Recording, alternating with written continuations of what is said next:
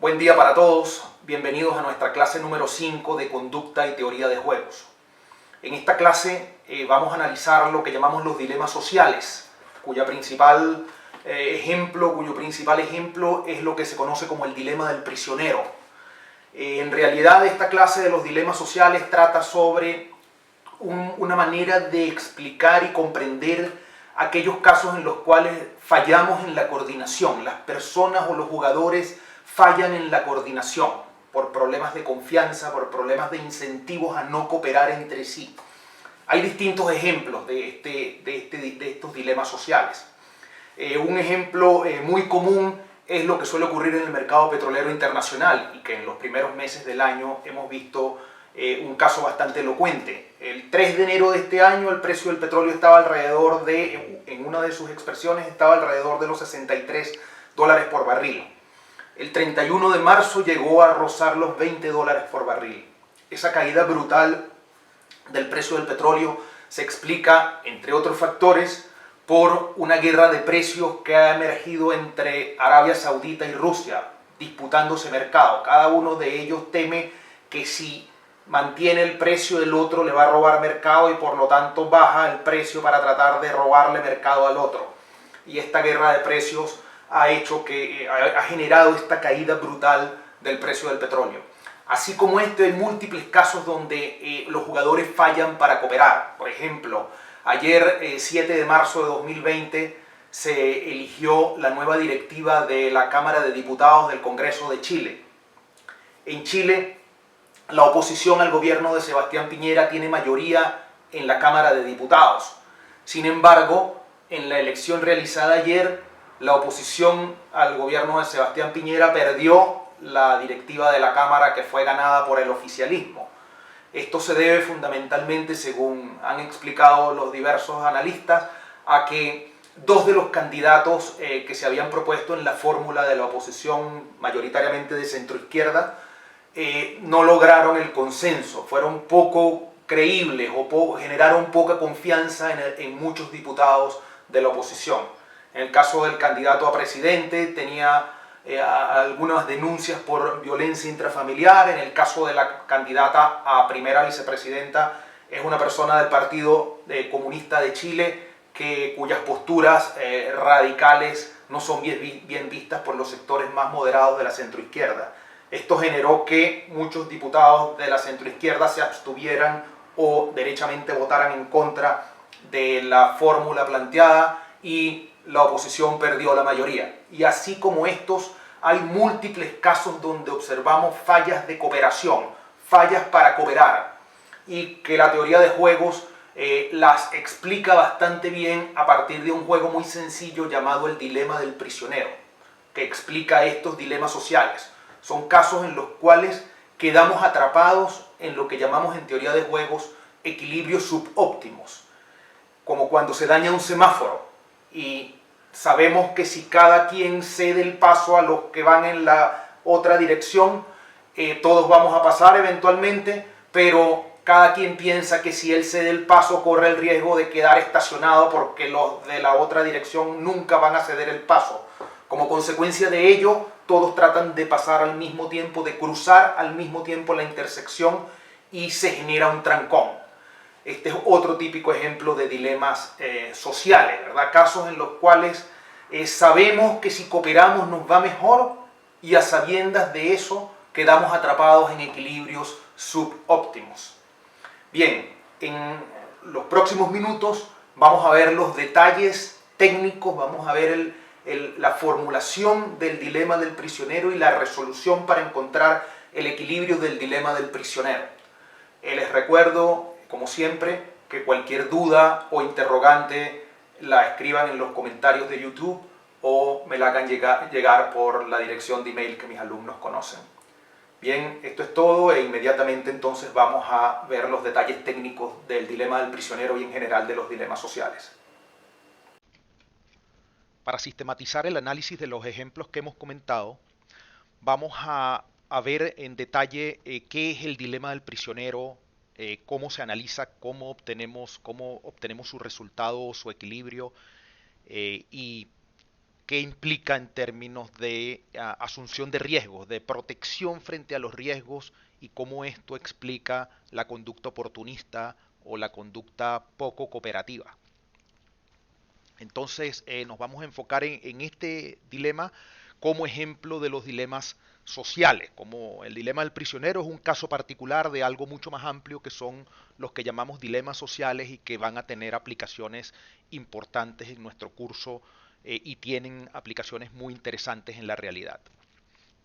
Lo primero que vamos a ver son algunos conceptos relevantes para el análisis de los dilemas sociales, en adición a los conceptos que hemos visto antes sobre el análisis de los juegos simultáneos. En primer lugar, es importante comentar acerca de la solución cooperativa de un juego. Un juego, en particular los dilemas sociales, tienen varias soluciones posibles, pero las dos soluciones en las que vamos a hacer énfasis son la solución cooperativa, aquellas combinaciones de estrategias en las cuales los jugadores pueden comprometerse a una elección coordinada. Por ejemplo, si pudieran firmar un contrato que los obligue a jugar de determinada manera, entonces efectivamente ellos se van a comportar de esa manera y vamos a llegar a un equilibrio cooperativo o a una, más que un equilibrio cooperativo, en realidad es a una solución cooperativa.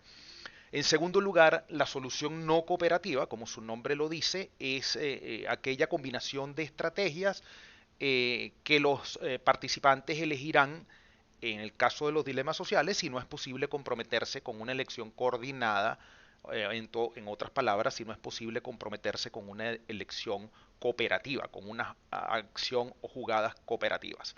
Y finalmente, el resultado de un juego es el conjunto de pagos o payoff que recibe cada jugador en la intersección de las estrategias elegidas.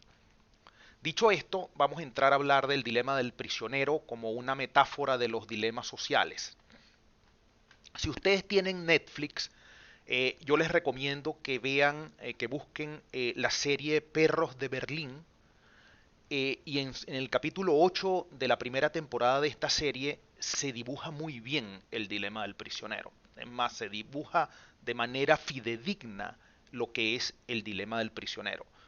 Así que entonces yo les recomiendo que busquen el minuto, aproximadamente en el minuto 32 del capítulo 8 de la serie Perros de Berlín, de la primera temporada de la serie Perros de Berlín, podemos observar una muestra muy muy buena del dilema del prisionero.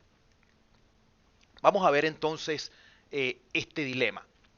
Este fue un modelo, un juego creado en los años 50 del siglo XX por unos investigadores de la Rand Corporation y que se haya convertido en uno de los juegos más conocidos, más famosos por la potencia, porque es un juego muy potente para explicar dilemas sociales, para explicar aquellos casos en los cuales quedamos atrapados en un dilema social, pese a que sabemos las características de este dilema y que sabemos que si hubiésemos cooperado hubiéramos podido escapar de este dilema social. Entonces, el dilema del prisionero plantea lo siguiente. Imaginémonos que se ha cometido un crimen y alrededor de este crimen no hay pruebas fehacientes que puedan comprometer a los sospechosos o a quienes se tienen como por sospechosos. La policía sospecha de dos personas, pero no tiene pruebas. La única prueba posible sería que alguno o ambos de estos sospechosos confesara su participación en el crimen. Por ello, entonces la policía los detiene. Sabemos que la policía tiene prerrogativas en todos los países para detener a personas e interrogarlos y poder detenerlos hasta por un máximo de 48 horas, es el estándar internacional, sin que se le formulen cargos. Si a los 48 horas no se han formulado cargos, estas personas son dejadas en libertad, salvo que el juez extienda este periodo.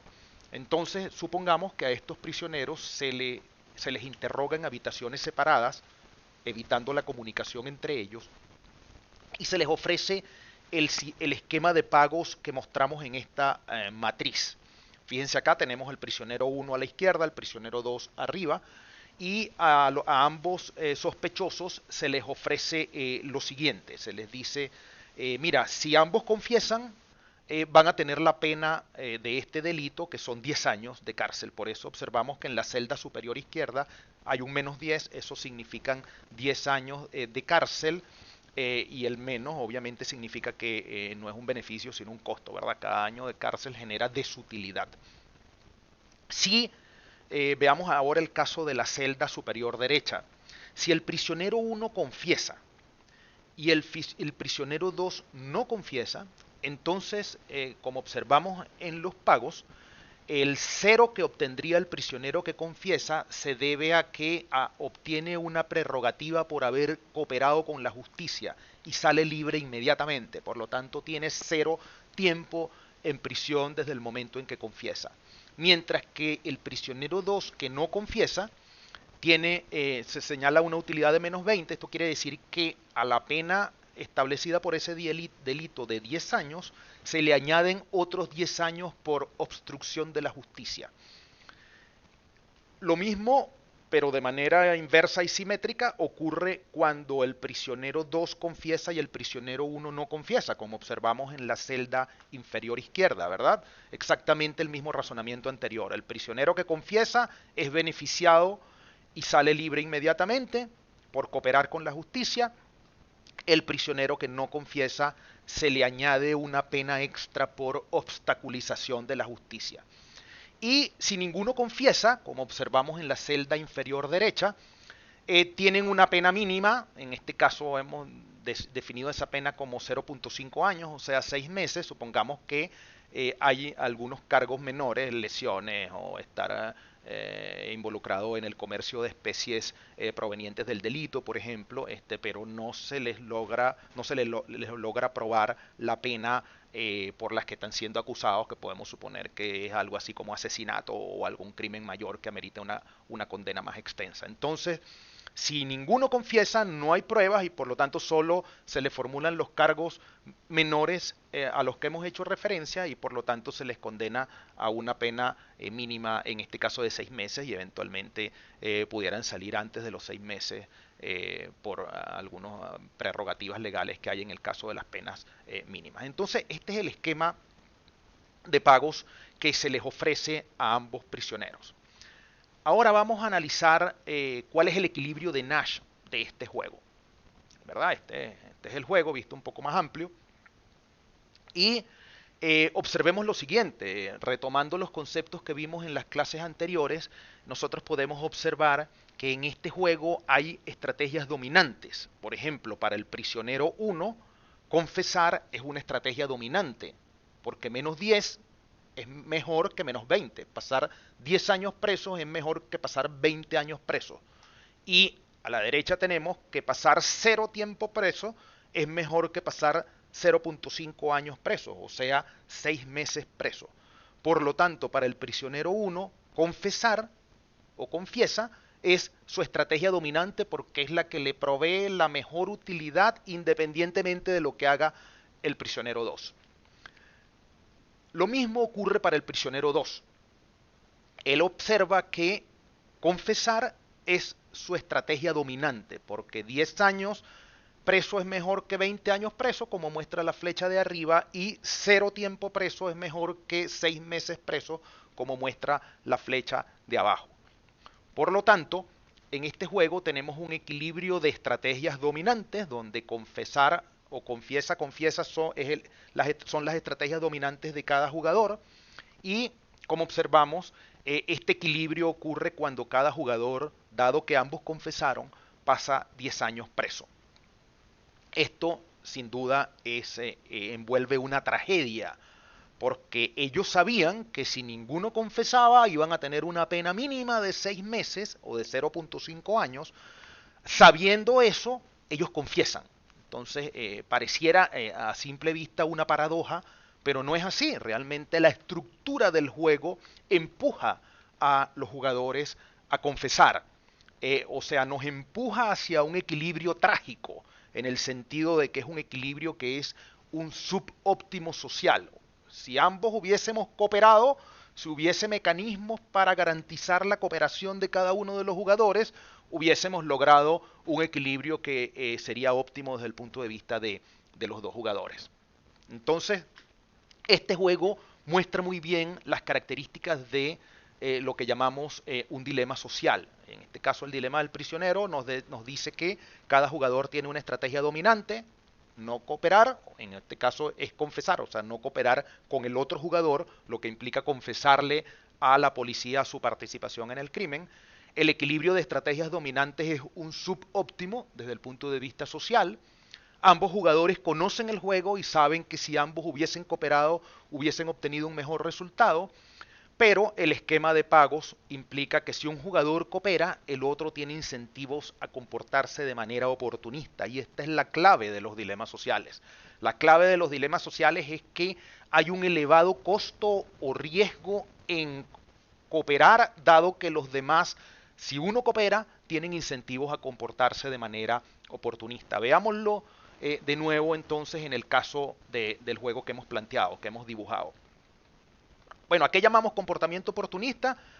Como hemos dicho, nos referimos a al hecho de que un jugador juegue de manera de tomar ventaja de una situación determinada o aprovecharse de una oportunidad, por eso se llama comportamiento oportunista, para obtener un beneficio individual extraordinario a expensas de los otros jugadores. Veamos cómo se ve esto en el caso del juego que hemos venido analizando, del dilema del prisionero en su versión tradicional.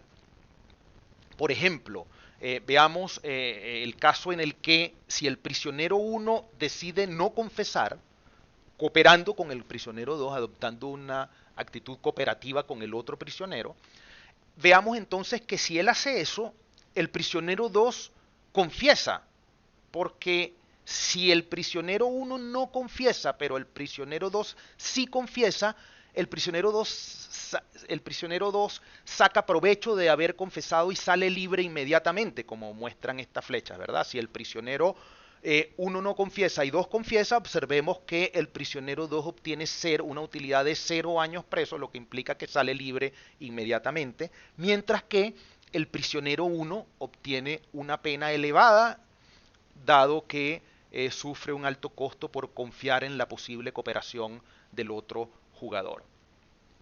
Entonces, los dilemas sociales, decimos que hay un dilema social cuando un juego tiene un equilibrio de estrategias dominantes que es subóptimo en comparación con la solución cooperativa. Este es un juego, o este es uno de los temas más interesantes de la teoría de juegos en general y de los juegos simultáneos en particular, por sus aplicaciones, porque tiene múltiples aplicaciones, como vimos en los ejemplos iniciales y como vamos a ver en clases en el futuro. Bien, vamos a terminar, a cerrar esta clase hablando de el manejo estratégico del riesgo. Vamos a introducir un concepto que tiene que ver con el manejo estratégico del riesgo y vamos a explicar cómo la conducta oportunista se explica como una conducta que minimiza el riesgo que acabamos de observar en la versión del dilema del prisionero que vimos anteriormente, ¿verdad? Fijémonos que en esta versión, con pagos diferentes, observamos, pero que apunta al mismo resultado, y lo he hecho adrede, tenemos pagos diferentes para que veamos que con diferentes números llegamos exactamente al mismo resultado, como vimos en este caso. Si uno de los jugadores no confiesa, o sea, coopera con el otro no confesando su participación en el crimen, el otro tiene incentivos a comportarse de manera oportunista. Vamos a ver entonces esto desde el punto de vista del manejo estratégico del riesgo. Y para hablar de esto vamos a introducir el concepto de estrategia maximin.